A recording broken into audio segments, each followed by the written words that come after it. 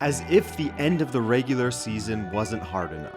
That's 5, and it's been a 5-star show. Then, Inter lost their manager. I think it's bad for Serie A that have lost one of their top coaches to Al Hilal. Then, with a squad that looked like they didn't even want to play the Champions League final, they go to the Club World Cup, and yes, they made it out of the group stage, but get bounced from the round of 16 by Fluminense, with Lautaro Martinez looking like one of the only players that actually wanted to be there.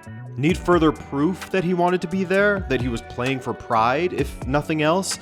Well, his words following the match spoke to that, but I'm going to tease you a bit before we get into it. Honestly, you probably have heard them already yourself, but let's get into the strange sequence of events that has happened at Inter. Lautaro's interview that started a bit of a fire, then Marotta's interview that threw kerosene on the fire, what's going on with Hakan Çalhanoğlu and his response to Lautaro's words, a bit of a potential rift between Lautaro and Thuram as well in the making. I mean, it's all a bit messy at this point, isn't it? For the first time since 2020, for the first time after 5 straight seasons of winning silverware of some sort, Inter Milan failed to win a single trophy this past season. Not only did they fail to bring in any silverware, but they weren't even the masters of their own domain. Despite AC Milan's struggles, those fellas finished in 8th. Inter went winless against them last season. From 5 meetings, AC Milan won 3 and drew the other 2. That comes after Inter had won in every single meeting between the two clubs for 6 matches straight. One of those losses came in the Coppa Italia semi-finals, where Inter capitulated, losing 3-0. In the Supercoppa, they lost 3-2. In the Champions League, Inter did well to make the final, but did absolutely nothing in the final. Inter went from going for the treble to ending up trophyless, embarrassed, and without a manager. Given the age of Inter's squad, some of the older ones being key players, coupled with Inzaghi chasing the bag when Inter was at a very low point, it felt like this was the end of a cycle for Inter. No, it didn't feel like it, actually. It is the end of a cycle, quite clearly. Internazionale da sempre. So off they go to the States, and after a frustrating opening match with Monterrey, a very talented side as we saw, Inter leave it very late against Urawa and overcome River Plate before falling to Fluminense. Now, the whole time this is happening, there are rumors that injured Hakan Çalhanoğlu will be the subject of an approach from Galatasaray, that he wants to go home.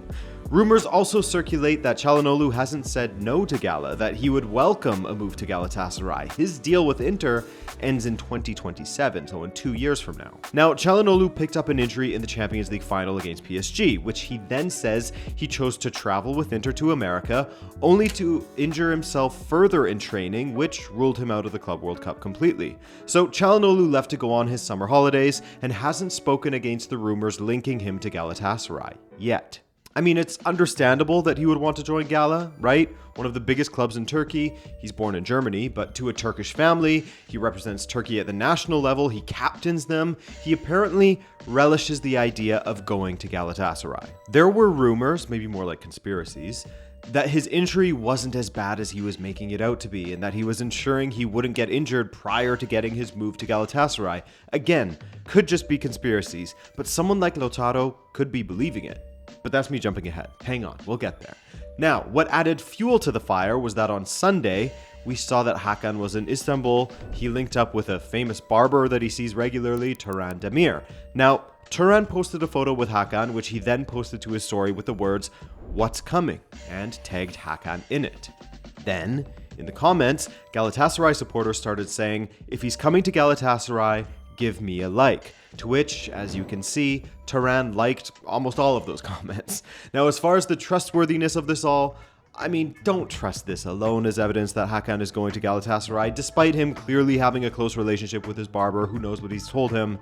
As, I mean, a scroll through his Instagram page, the barber's that is, would show you that he meets up with him regularly in Milan and Turkey. But what it does do is cause anger among supporters, and coupled with the already strong rumors of Galatasaray's interest in Hakan, as well as some believing he wasn't doing all that he could to support the team in the Club World Cup, it creates this potent mix of controversy surrounding everything.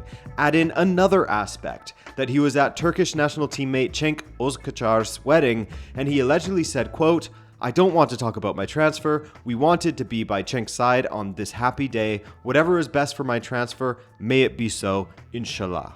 So these are things that we could laugh at in the future for being ridiculous, but they could also be seen as a lot of smoke that leads to fire.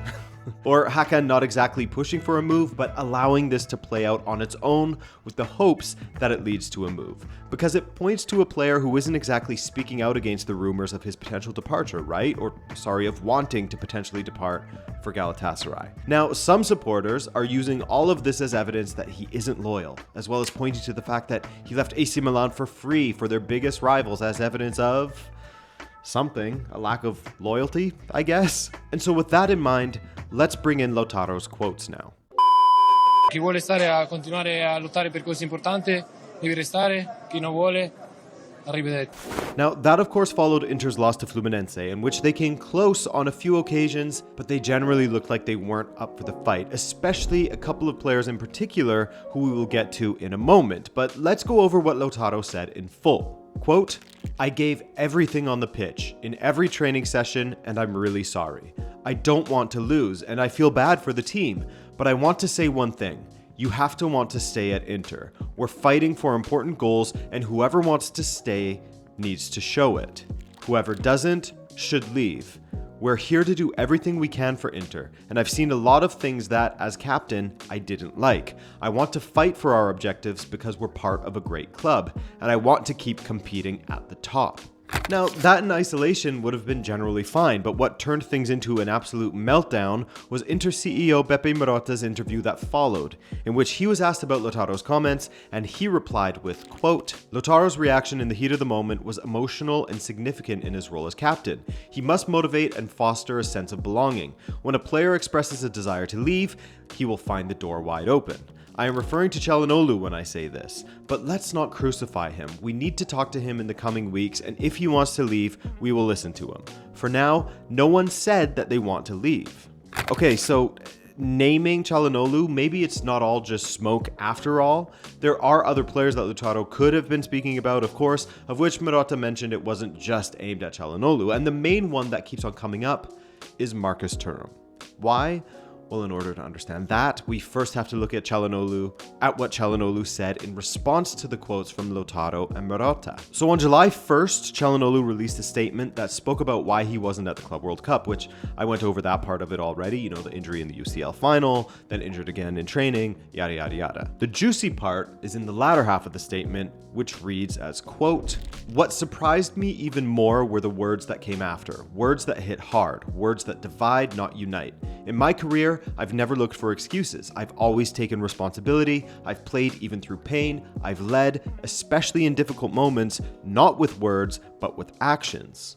I respect every opinion, even from a teammate, even from the club president, but respect is not a one-way street. I've always shown respect on and off the pitch, and I believe that in football, as in life, true strength lies in showing respect, especially when emotions are running high. I've had the honor of wearing the captain's armband for my country, and I've learned that leadership means standing by your team, not pointing fingers when it's easiest. I love this game, I love this club, and I love the colors I fought for every single day.